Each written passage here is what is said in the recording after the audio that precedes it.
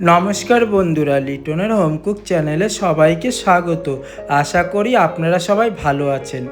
আজ আপনাদের দেখাবো অনুষ্ঠান বাড়িতে কিভাবে ভেজ পকোড়া বানানো হয় সেই রেসিপি। অনেকেই আছেন ভাবছেন যে বাড়িতে ভেজ পকোড়া বানিয়ে খাবেন, তাহলে আমার ভিডিওটা প্রথম থেকে লাস্ট অবধি দেখবেন। আশা করি আপনারাও এরকম ভেজ পকোড়া বাড়িতে বানিয়ে খেতে পারবেন। তাহলে চলুন ভিডিওটা শুরু করা যাক। প্রথমে কি করতে হবে, কিছু সবজি নিতে হবে।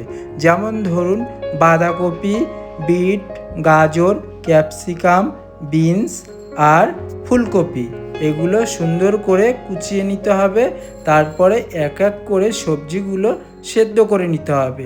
প্রথমে বাঁধাকপি সেদ্ধ করে নিতে হবে। তারপরে বাঁধাকপিতে দিয়ে দিতে হবে কিছু অল্প পরিমাণে বিট আর গাজর। এগুলো সব কুচিয়ে নেওয়া হয়েছে। এখন ভালো করে খুন্তি দিয়ে নাড়িয়ে চাড়িয়ে এই সবজিগুলো সব সিদ্ধ করে নিতে হবে।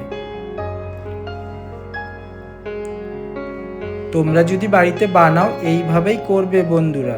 তারপরে একটু হাত দিয়ে দেখে নিলাম যে সিদ্ধ হয়েছে কি না। হ্যাঁ, হয়ে গেছে মোটামুটি। এখন বাঁধাকপিগুলো সব নামিয়ে নেব। আর গাজরের পরিমাণটা একটু কম মনে হচ্ছিল, তাই আর কিছু গাজর কুচিয়ে নিয়ে সিদ্ধ করে নেওয়া হলো।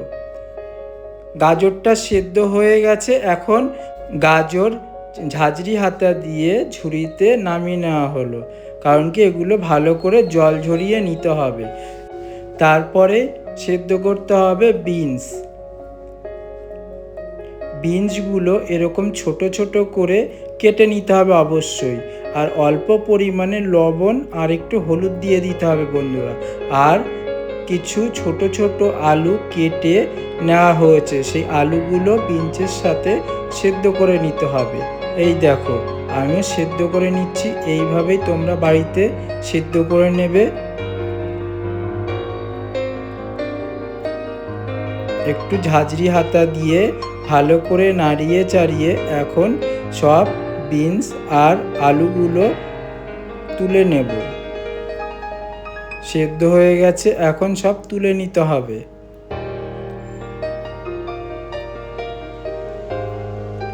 যে ঝুড়িতে আমি গাজরগুলো সেদ্ধ করে রেখেছি তার পাশ দিয়ে রেখে দিলাম সব তুলে।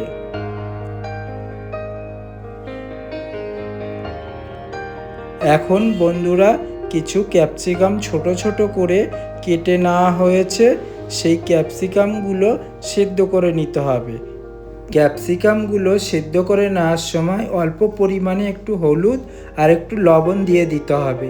আমি তো দিয়ে দিয়েছি বন্ধুরা, তোমরাও যদি বাড়িতে এইভাবে বানাও তাহলে তোমরাও অবশ্যই দিয়ে দেবে। এইভাবে সব সবজিগুলো ভালো করে সেদ্ধ করে নিয়ে তুলে রাখতে হবে। এখন একটি গামলায় সব সবজিগুলো ঢেলে নিলাম। এখন ভালো করে মাখিয়ে নিতে হবে। তাহলে মাখাতে গেলে কি কি দিতে হবে বন্ধুরা আমি বলে দিচ্ছি। যেমন ধরো স্বাদ মতন লবণ দেবে, অল্প পরিমাণে হলুদ দেবে, কাঁচা লঙ্কা পেস্ট, আদা পেস্ট, পুদিনা পাতা, ধনে পাতা, গোলমরিচ গুঁড়ো, তারপর টমেটো সস, চিলি সস, আর দিতে হবে হচ্ছে অ্যারারুট, বেসন আর ময়দা। এই জিনিসগুলো দিয়ে ভালো করে মাখিয়ে নাও। তারপরে আধা ঘন্টার মতন রেখে দিয়ে কড়াইতে তেল গরম করে এরকম হাত দিয়ে ছোট ছোট করে ছেড়ে দিয়ে এরকমভাবে ভেজে নাও। আর বন্ধুরা এরকম সন্ধ্যাবেলা পকোড়া যদি ভাজো আর সাথে একটু চাট মশলা দিয়ে খেয়ে দেখো, আশা করি ভালো লাগবে। ভিডিওটি ভালো লাগলে অবশ্যই চ্যানেলটি সাবস্ক্রাইব করবে, লাইক শেয়ার করতে ভুলবে না। বন্ধুরা সুস্থ থাকবে, ভালো থাকবে সপরিবারে।